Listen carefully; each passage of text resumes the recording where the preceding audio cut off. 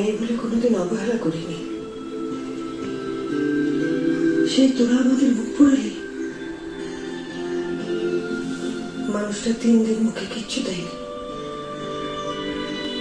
ঘর থেকে বেরোনি পর্যন্ত।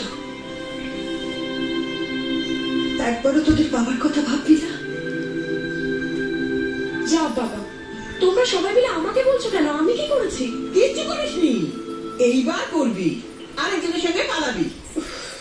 পালাবে একজন আর বকুলে খাবো আমি? কেন আমি পালিয়েছি নাকি? যে পালিয়েছে তাকে কি বলো না? সর্দি, তোমায় দেখে না আমার মন্দিরের ঘন্টার মতো লাগে। মন্দিরে লোকে পুজো করতে গেলে যেমন ঘন্টা বাজায়, তেমনি পরদিন না উঠলে তুমি বকা খেয়ে যাচ্ছ। বলছি, এত সকালে তুমি কোথায় গেছিলে গো? মন্দিরে বর্তির জন্য প্রার্থনা করতে? আমার বই গেছে ওর জন্য প্রার্থনা করতে। কি বাজে একটা কাজ করলো বলতো? তুই তো বাবাকে বলতেই পারতিস তুই অজয় থাকে। ওর জন্য আমি বাবার কাছে ভয় যেতে পারি না। আমি ভগবানের কাছে প্রার্থনা করেছি যাতে ওরা তাড়াতাড়ি ধরা পড়ে আর এই বাড়িটাতেও শান্তি ফিরে আসে।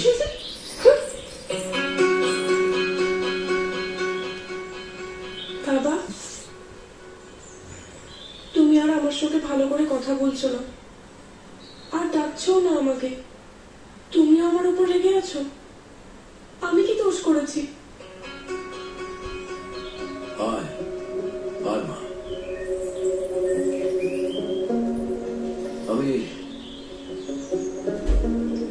আমি তোর উপর রেগে নেই মা,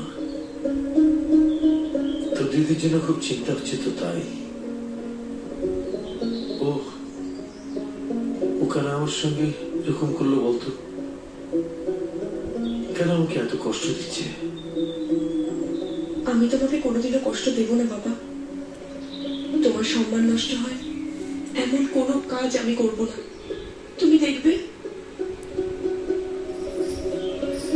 আমি জানি মা, আমি জানি তুই অন্তত এই কাজ করবি না, এই কাজ তুই করবি না, আমি জানি।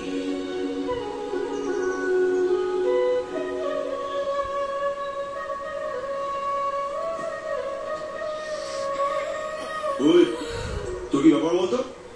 চন্দ্র জামানের সামনে দাঁড়িয়ে আছিস, দেখছিস কি? আন্দাজ করছি এই গ্রামে মোটামুটি 50-60টা ঘর হবে। সেই মেয়েটাকে খুঁজে বের করতে খুব একটা অসুবিধা হবে না। দেখ তোর সামনে চেলাকাট করে আছে, আর ডান দিকে টাকা শ্মশান। তোর না ওদের পুড়িয়ে দিতে খুব একটা অসুবিধা হবে না, বুঝলি?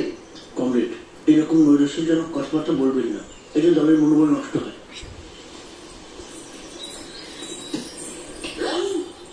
তুমি ওখানে কোথায় যাচ্ছ? কেন, কি হয়েছে? আরে ভিতরে অনেকগুলো আলুটো ছেলে আছে, ওদের চোখের দিকে তাকিও না, প্রেমে পড়ে যাবে। বটি তো জানতো না, তাই পা পিছিয়ে গেছে।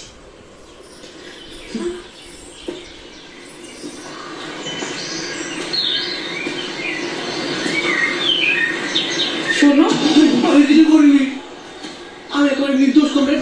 আমি তো কিছুই জানি না। আমার মেয়েরা কখনো আমার কাছে কিছু লুকোয়নি, সব বলতো আমাকে। জানি না কিসের ভয় এটা আমাকে লুকিয়েছে। আমার স্বামীকে বলতে যদি তোমরা ভয় পাও, আমাকে বলো ওরা কোথায়। আমি কথা দিচ্ছি, তোমাদের কারো কথা আমি বলবো না। আমি তোমাদের কাছে হাত জোর করছি, বলো ওরা কোথায়। ওহ মা, ওরকম হাত জোর করে বলে ওরা তোমার কথা কেউ শুনবে? সব করে এক গলে করো। মেয়ে কারোর সঙ্গে পালিয়ে গেলে মায়ের যে কি অবস্থা হয় সেটা তোমরা বুঝবে না। তোমরা আমার মেয়েকে ফিরিয়ে এনে দাও বাবা। বিশ্বাস করো, আমরা কিছু জানি না।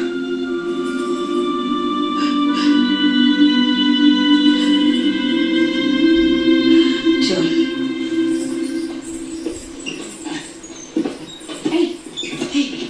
আমি একবার যাবো না, ভিতরে যাওয়া চলবে না। তারা না, আমি একবার গিয়ে জিজ্ঞেস করি। তুমি যাও এখান থেকে। শোন না, আমি একবার মিষ্টি মিষ্টি করে বলবো, ওরা সব বলে দেবে। তোমার যা ইচ্ছা তুমি তাই করো, মনো কি।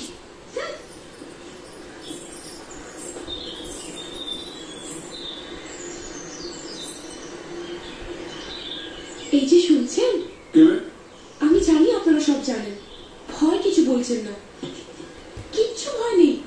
আপনি আমাকে চুপি চুপি বলুন আমার দিদি কোথায়, আমি কাউকে কিচ্ছু বলবো না।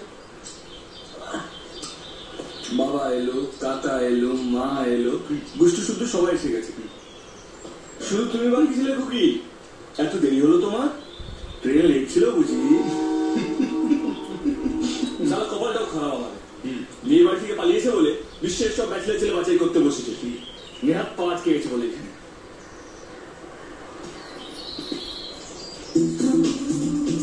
এই যে দয়া করে মুখটা দেখাবেন প্লিজ। কেন মুখ না দেখালে বুঝি আপনি কোনো মেয়ের সঙ্গে কথা বলতে পারেন না? মুখের বদলে অন্য কিছু দেখা গেলে কথা বলতে বড্ড অসুবিধা হয়।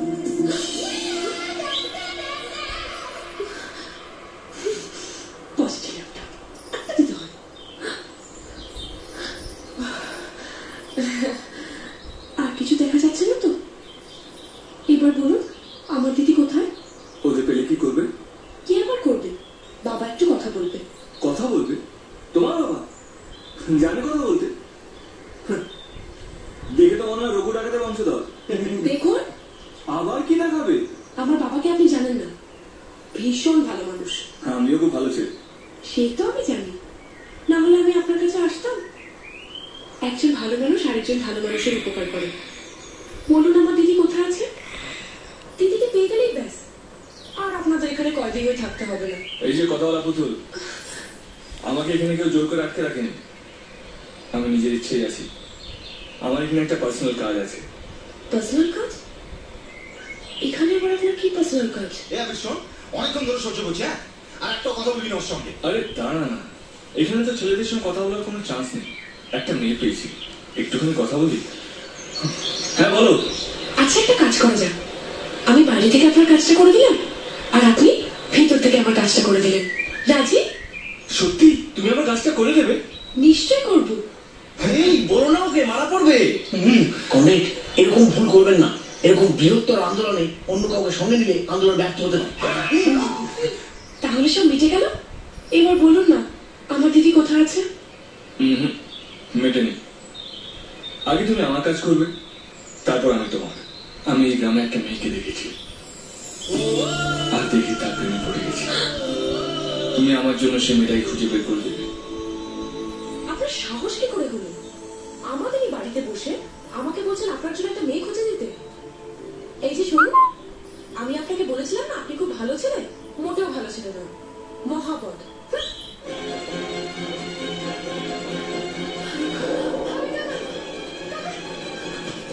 পাওয়া যেতে পারে, দেখো তো।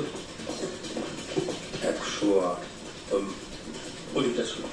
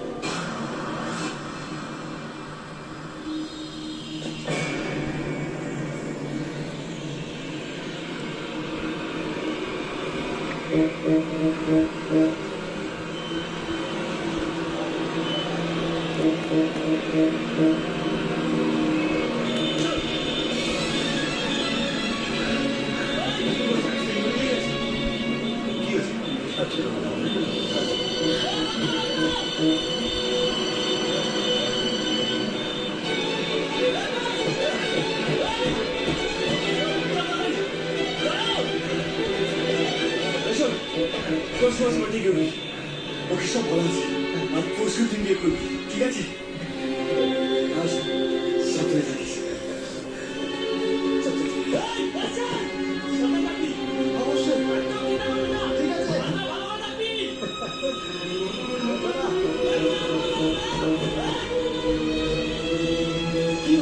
এটা কিছু টাকা নেই, কলকাতার মধ্যে কাজ লাগবে। এই শোন, সাবধান থাকবি, আর বিয়েটা করিস পরশু দিন, ঠিক আছে?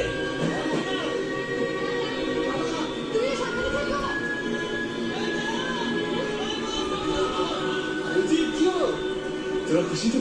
হ্যাঁ হ্যাঁ আচ্ছা খুশি ভালো থাকিস